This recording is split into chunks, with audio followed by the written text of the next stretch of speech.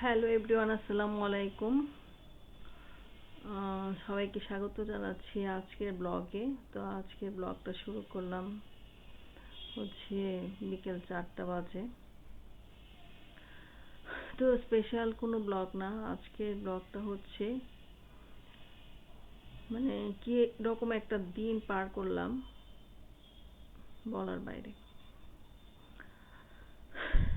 মানে বিপদ যখন আসে, বিপদ কখনো একা আসে না, এই কথাটা ট্রু। কারণ হচ্ছে দেখুন, একদিকে তো মামা অসুস্থ, মামাকে নিয়ে আমরা ফ্যামিলির সবাই দৌড়াদৌড়ি করছি, মামাকে সাপোর্ট করছি।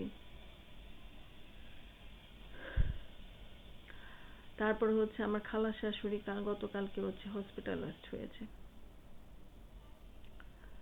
আবার কালকে রাত্রে 1:30টার সময় ফোন আসে যে আমাদের ফ্ল্যাটের, আমাদের বিল্ডিং এর সভাপতি সাহেবের ওয়াইফ 1:30টার সময় মারা যায়। তো সকাল 6টার দিকে হচ্ছে বাসার গ্যারেজে লাশ নিয়ে আসে।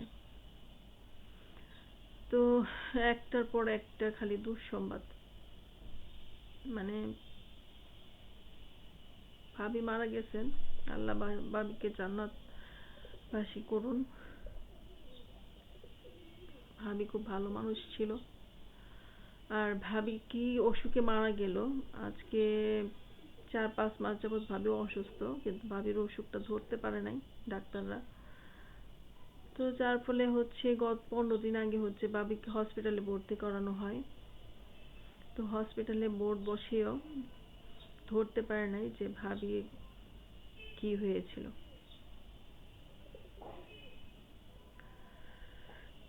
তো সকালবেলায় হচ্ছে ভাবিকে দেখে আসলাম, ভাবিকে বিদায় দিয়ে আসলাম।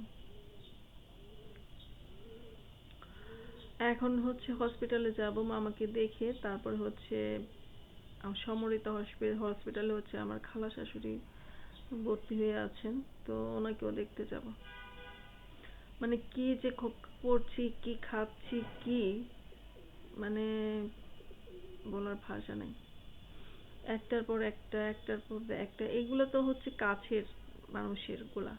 তারপরে আশেপাশে দেখা যাচ্ছে যার সাথেই কথা বলতেছি, বললাম যে আমাদের ফোন দিচ্ছে, দেখা যাচ্ছে সবারই দেখা যাচ্ছে আত্মীয় স্বজন কেউ না কেউ ক্যান্সারের পেশেন্ট রয়েছে।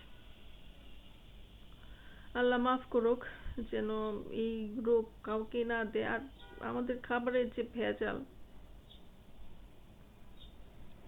মানে প্রত্যেকটা জিনিসই ভেজাল। আমরা যা খাচ্ছি সবই ভেজাল খাচ্ছি। ওষুধ খাচ্ছি সেখানেও ভেজাল। খাবোটা কি? কিনে কিনে তো বিষই খাচ্ছি। একজন এরকম ভেজাল খাবার সবকিছুতে সে কিন্তু খেত না, কিন্তু না খেলে কি হয়? না খেলেও তো পুষ্টির ঘাটতি হয়।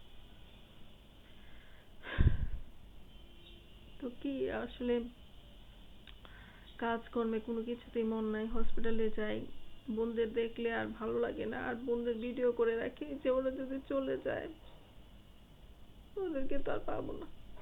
ভিডিও থাক, ভিডিও দেখবো। ওরা যখন চলে যাবে তখন ওদের ভিডিওগুলো দেখবো।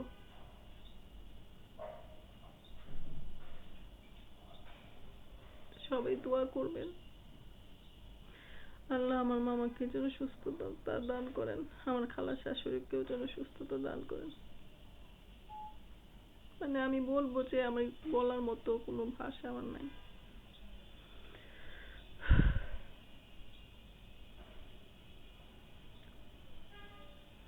এখন আর কাঁদতেও পারি রে।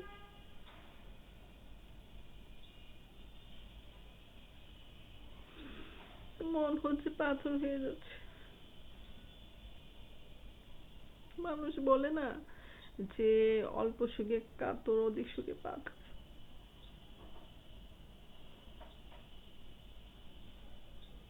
সেই 1991-90 সাল থেকে হচ্ছে এরকম বুঝি মানুষ মারা যায়। আমার নানা প্রথম মারা গেল, তখন থেকে আর কি বুঝি 2 বছর 3 বছর 5 বছরের ব্যবধানে এক একজন করে চলে যাচ্ছে।